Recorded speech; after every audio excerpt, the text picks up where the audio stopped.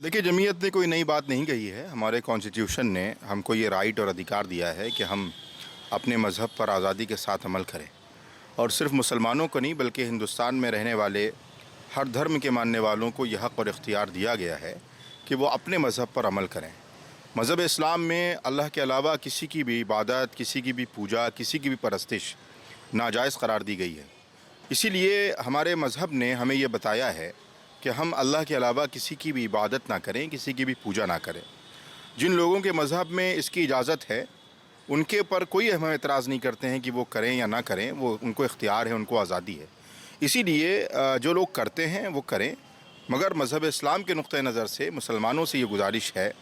कि वो अपने अक़ीदे और अपने आस्था के हिसाब से अल्लाह के सिवा किसी की इबादत ना करें,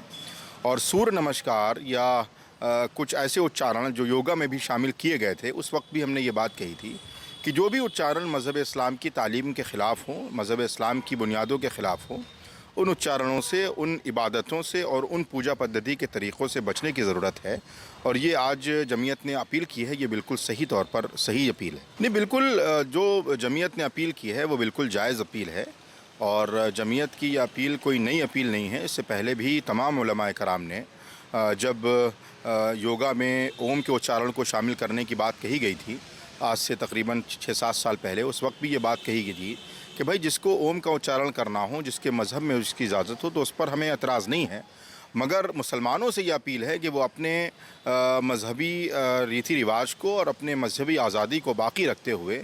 इन जैसी क्रियाओं से बचें जो उनके मज़हब से कहीं ना कहीं टकराती हैं। नहीं, मेरी यही गुजारिश है कि जिसके मज़हब ने उसको जो तालीम दी है, जो इजाज़त दी है, वो करें, हमें एतराज़ नहीं है। मगर अगर कॉन्स्टिट्यूशन ने हमें इस बात की इजाज़त दी है कि हम अपने मज़हब पर आज़ादी के साथ अमल करें, तो फिर किसी को हक़ और इख्तियार नहीं होना चाहिए कि वो जबरन हमारे मज़हब पर इंटरफेयर करके हमें किसी दूसरे मज़हब की किसी भी उच्चारण को करने पर मजबूर करें।